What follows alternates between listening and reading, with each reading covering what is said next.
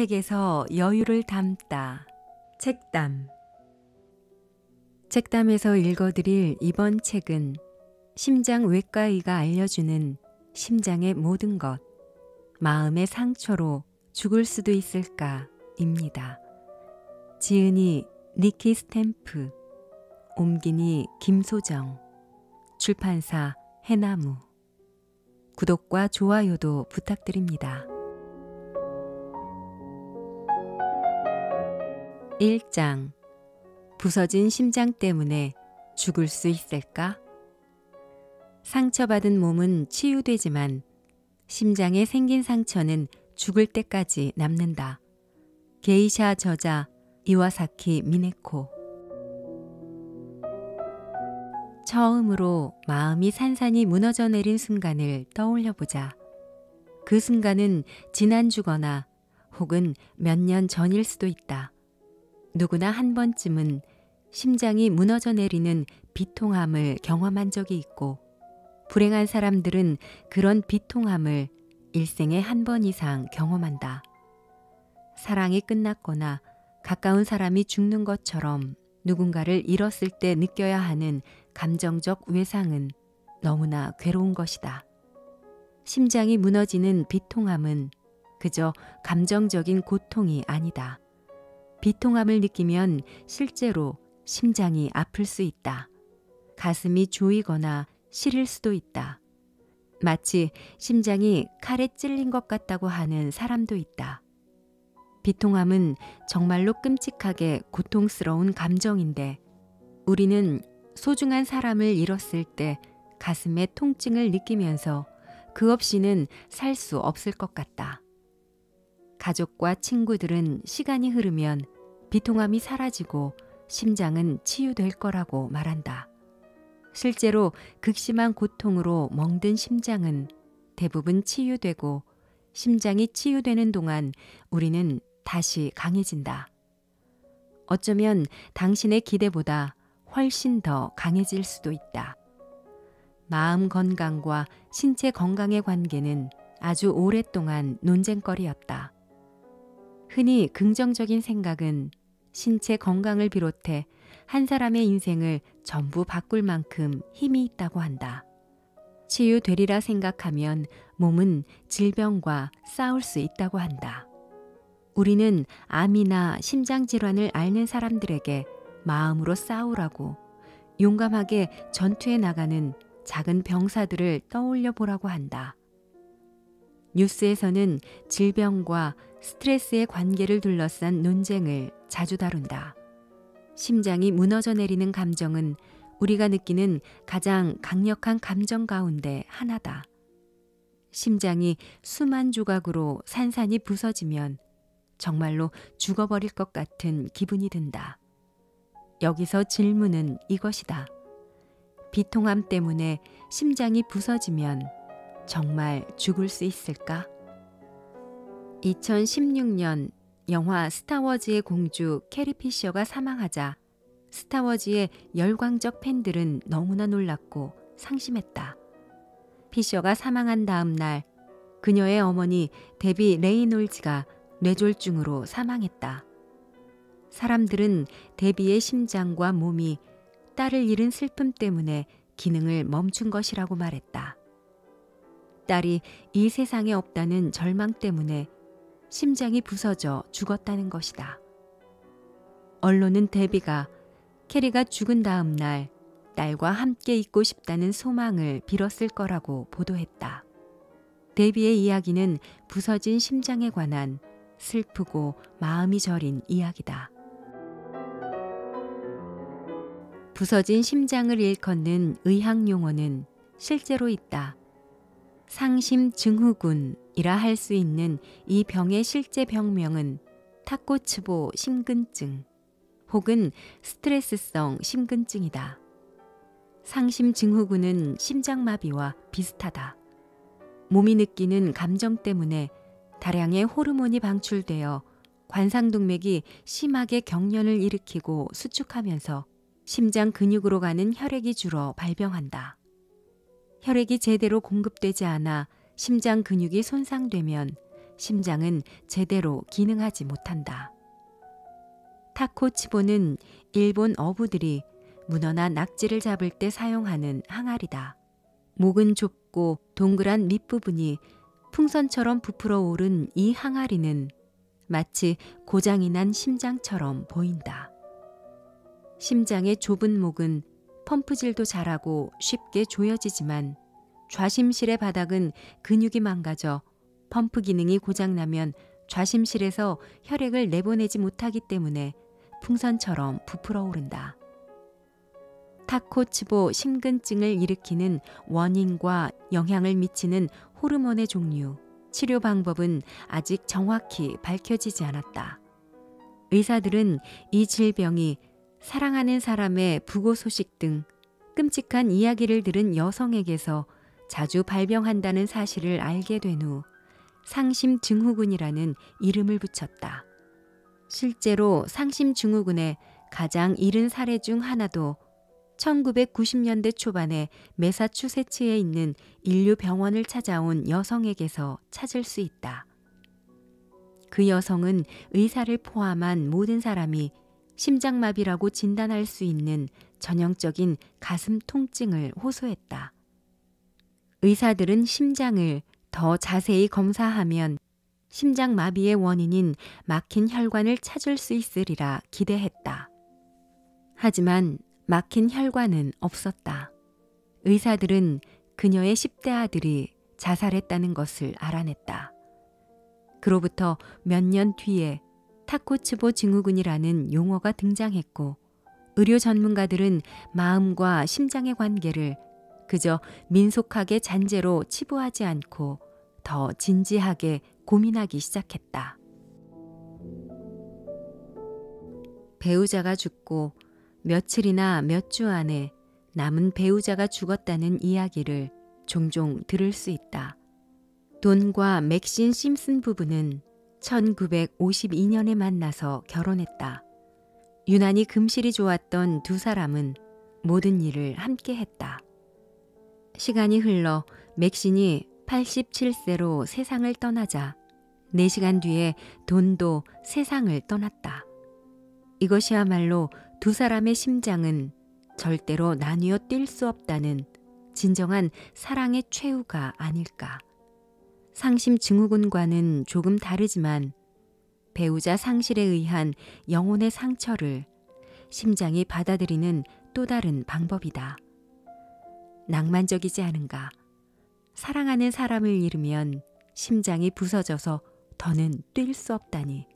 그것이야말로 사랑의 궁극적인 형태가 아닐까.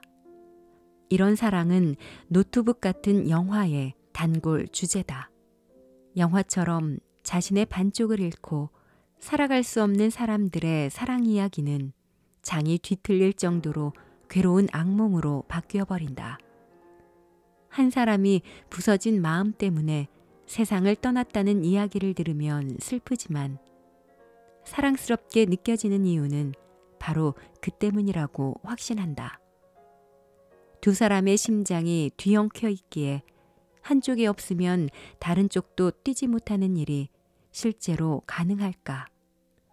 수세기 전에는, 그러니까 레오나르도 다빈치가 아름다운 심장을 그리기 전까지는 학자들은 심장이 영혼이 머무는 곳이라고 믿었다. 나는 자주 심장을 들여다보지만 아직 영혼을 찾지 못했다. 그런데 한 가지는 확실하다. 심장이 영혼의 중심이거나 기원인지는 모르겠지만 우리의 영혼과 감정이 가장 분명하게 영향을 미치는 곳이라는 사실. 가슴은 인간이 가장 강한 감정을 느끼는 장소다.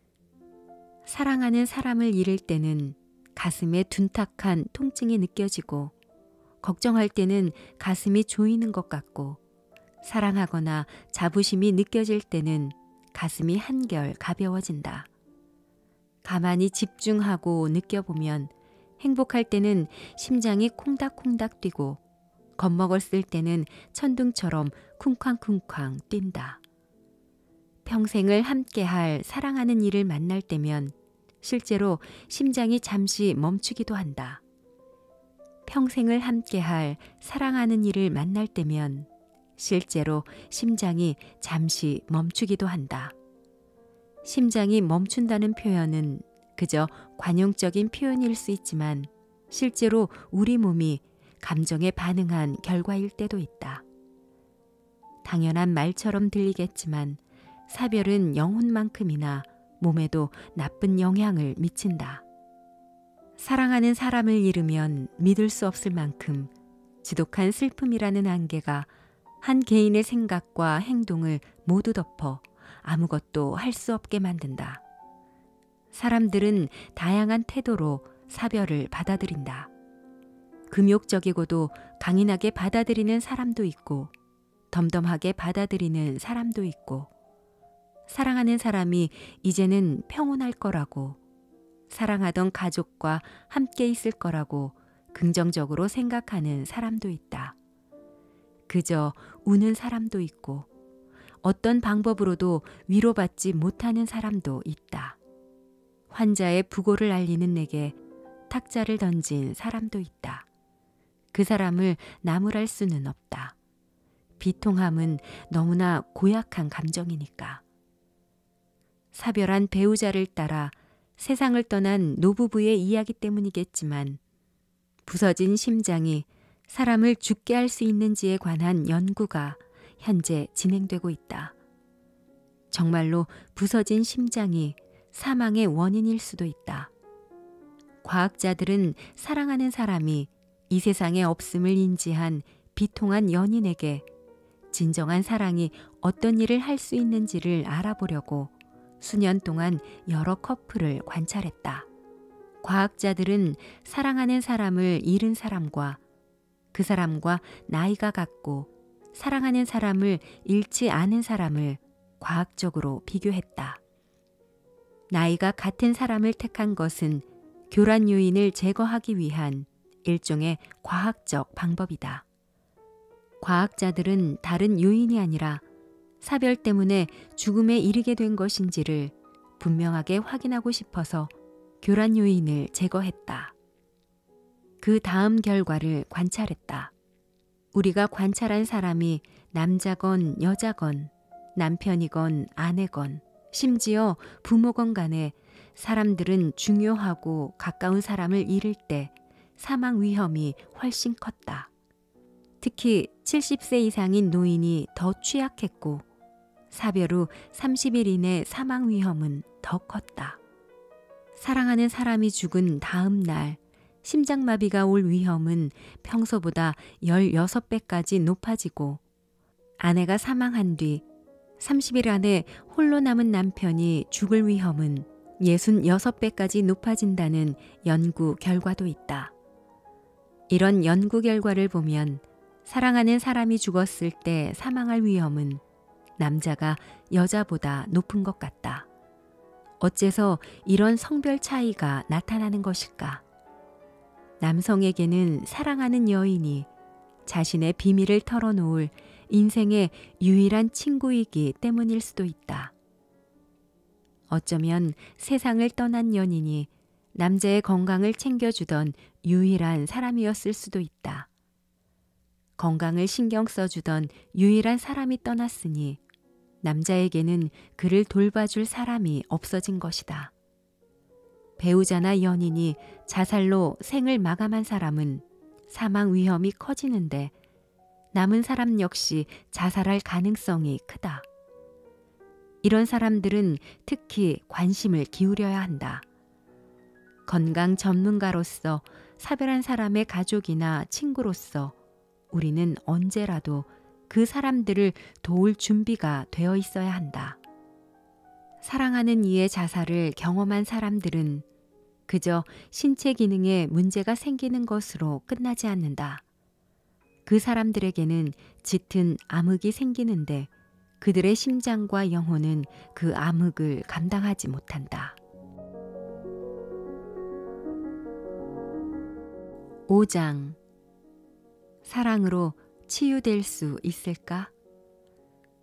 세상에서 가장 아름답고 좋은 것들은 볼 수도 없고 만질 수도 없다. 오직 마음으로만 느낄 수 있다. 헬렌 켈러. 하루는 병원에 출근하자 그 당시에는 상당히 희귀했던 심장과 폐 이식 수술을 해야 한다는 말을 들었다.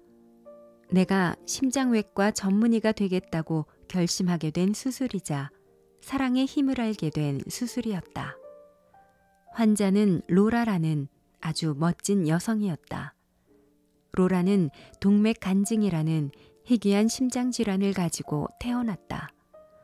심장에서 밖으로 나가는 큰 동맥은 대동맥과 폐동맥 두 개인데 로라에게는 두 동맥이 합쳐진 동맥 하나밖에 없고 판막도 한 개뿐이라 심장이 정상적으로 기능하지 못했다. 그 때문에 심장과 폐는 엄청난 부담을 받았고 몸은 산소를 제대로 공급받지 못해 피부와 입술이 파래졌다. 로라가 태어났을 무렵에는 그 문제를 고칠 수 있을 만큼 심장 수술 기술이 발달하지 못했다. 그녀는 40년 동안 아픈 심장으로 살아야 했고 이미 아픈 심장과 폐는 점점 더 나빠질 수밖에 없었다. 수술은 성공적이었다. 10시간가량 진행된 수술이 끝나자 로라는 중환자실로 옮겨가 연약한 새로운 장기가 새로운 집에 적응할 수 있도록 계속 잠을 잤다. 새로운 심장과 폐가 올바른 방향으로 혈액을 흘려보내기 시작하고 온몸에 산소를 가득 머금은 혈액이 채워지자 거무죽죽하던 그녀의 입술이 분홍색으로 바뀌었다. 그 모습은 정말로 아름다웠다. 수술받기 전에 로라는 정말로 아팠기 때문에 수술 후에도 몸이 쉽게 회복되지 않았다. 몸이 회복되는 동안 다른 장기들의 여러 가지 부수적 피해라고 부를 만한 문제가 생겼다. 이미 스트레스를 받고 있던 몸은 수술이나 회복되는 과정에서 가해지는 부담에 극심하게 반발했다. 모든 기능을 제대로 유지하려고 복용하는 약은 말할 것도 없었다. 수술에서 회복되는 동안 로라의 몸은 그 어느 때보다 극심한 스트레스를 받았다. 로라가 수술을 받고 몇 주 정도 지났을 때 나는 병동을 돌다가 다른 의료진들과 함께 서서 로라가 한 사람이 짊어지기에는 너무나도 무거운 장애물에 직면해 있다며 안타까워했다. 물론 로라가 혼자 그 짐을 모두 짊어질 필요가 없다는 것을 알고 있었다. 로라의 회복에는 약이나 의사 못지않게 극진하게 그녀를 돌봐주던 남편 앤드루의 역할이 중요했다. 남편의 사랑은 로라를 훨씬 건강하게 만들었다. 아주 느린 속도였지만 로라는 회복 과정의 모든 어려움을 극복하고 마침내 집으로 돌아갔다. 그 후 10년 동안이나 나는 로라와 로라의 남편과 연락하며 지냈고 두 사람이 함께 만들어가는 충만한 삶을 보며 끊임없이 감탄했다. 병원에서는 언제나 사랑을 목격할 수 있다. 사랑은 사람들을 하나로 묶는다. 나는 한 사람의 사랑이 환자의 회복에 아주 큰 영향을 미치는 모습을 목격하고 경이로움을 느끼곤 한다. 사랑받고 사랑하는 환자에게는 회복되는 방향으로, 건강해지는 방향으로 움직이게 하는 정말로 특별한 무언가가 있다. 다행히 우리는 심장과 폐를 이식하는 엄청난 사건을 경험하지 않고도 사랑이 건강해주는 혜택을 충분히 알 수 있다. 아리스토텔레스부터 갈레노스까지 고대 그리스, 로마 시대 철학자와 의사는 심장은 감정이 생기는 근원지로 사랑, 용기, 연민이 생겨나는 곳이라고 했다. 잔인한 사람에게는 시커먼 심장이나 검은 심장을 가졌다고 하며 그들의 행동이 비열한 영혼 때문이 아니라 심장에 문제가 생긴 결과라고 생각했다. 검은 심장이라는 표현은 심장이 가지고 있어야 할 선함을 갖지 못했음을 강조한다. 사랑의 감정을 나타낼 때 심장은 가장 많이 등장하는 소재고 지금도 스윗 하트는 사랑하는 사람을 지칭하는 애칭으로 쓰인다. 현대인은 고대 철학자들보다 심장이 작동하는 방식을 훨씬 더 잘한다. 수세기 동안 과학자들이 우리 내면의 자아가 실제로 작동하는 방식을 보여주었음에도 우리는 심장이 사랑과 강하게 결합해 있다는 생각을 절대로 버리지 못한다. 사랑과 관계된 일은 여전히 심장이 관여하는 일이라고 부른다. 우리의 문화, 우리의 이야기, 우리의 마음 속에서 심장은 사랑의 탄생지이자 진앙이고 지배자다. 심장과 사랑이 관련 있다는 것은 전혀 근거 없는 말은 아니다. 사랑하는 사람을 보면 뛰는 박자를 놓친 것처럼 심장은 평소보다 빨리 뛴다. 사랑은 단순히 심장이 뛰는 반응이 아니라 훨씬 복잡한 작용이다. 사랑하거나 사랑받는다는 느낌은 기분만 좋게 하는 것이 아니라 몸과 마음에 좋은 호르몬과 신체 반응이 연속적으로 일어나게 한다는 뜻이다. 실제로 자기 연민과 자신을 사랑하는 마음은 건강에 좋다. 동반자와의 관계는 인생에서 가장 중요한 관계 가운데 하나다. 인생의 동반자와 맺는 관계에는 사랑과 신뢰와 우정이 상호작용한다. 건강한 관계는 사회적으로나 심리적으로 많은 것을 서로에게 주고 신체 건강에도 커다란 영향을 미친다. 사랑이라는 감정도 다른 모든 감정처럼 단순히 마음속에서 생기지 않는다. 마음과 뇌는 몸의 나머지 부분과 밀접하게 관계를 맺고 있다. 사랑은 뇌 깊숙한 곳에 자리 잡은 감정의 중추를 변화시키는 것으로 시작해 연쇄적으로 일어나는 여러 변화를 촉발한다. 사랑 때문에 변연계가 활성화되면 그 자극은 몸을 타고 움직이면서 뇌와 몸의 스트레스를 낮추고 사회적이고 심리적인 저항력이 생겨나게 한다. 우리 몸과 마음의 저항력이 향상되면 변연계도 강해져 우리 몸은 더욱 강해진다. 사랑을 느끼면 변연계를 자극하는 감정은 신경계에 몸을 편하게 하라는 신호를 보낸다. 그 때문에 옥시토신 같은 호르몬이 혈관을 이완할 때처럼 심장박동은 느려지고 혈압은 낮아진다. 우리 뇌에서 보상 중추라고 부른 부분도 활성화되어 우리가 아주 즐거운 일을 하고 있다는 신호를 몸에 보내기 때문에 몸은 또다시 강해진다. 이런 신호 전달 과정은 한 번에 끝나지 않고 고리처럼 순환하면서 반복된다. 사랑받을 때는 온몸이 녹아내리는 것 같다고 표현하는데 실제로 몸의 내부에서 스트레스, 분노, 육체적 고통이 녹아내린다. 녹아내린다는 말은 적절한 표현으로 의학계나 과학계의 그 어떤 용어보다 아름답게 몸의 반응을 나타낸다. 이런 반응은 아플 때나 건강할 때나 우리 몸에 이로우며 병이 생기지 않게 한다. 몸은 이렇게 귀중한 혜택을 모두 경험하는데 어째서 우리는 아픈 걸까? 사랑이 아픈 몸을 치유할 수 있을까? 이 분야의 연구는 결혼한 사람을 대상으로 했는데 여기에는 역사적인 이유가 있다. 과거에는 동거보다는 결혼이 훨씬 더 흔하게 관계를 맺는 방법이었다. 게다가 건강과 죽음에 관한 자료를 모은 데이터베이스에서도 기혼 여부 같은 세부 사항을 조사하기 더 쉽다. 우리는 결혼에 관해 이야기하지만 결혼의 사회적, 생물학적 이점은 법적 지위를 넘어서고 결혼은 장기간의 관계를 나타내는 지표로 활용된다. 과거에는 한 사람의 기혼 여부를 그 사람의 건강 상태를 보여주거나 질병에서 회복될 수 있는 정도를 보여주는 중요한 요인이라고 생각하지 않았다. 하지만 관계가 건강에 아주 중요하다는 과학 증거가 나오고 있는데 특히 심장에 더욱 중요하다. 심장질환 환자를 관찰하면 기혼자가 미혼자보다 잘 회복되는데 특히 남성 환자의 회복이 빠르다.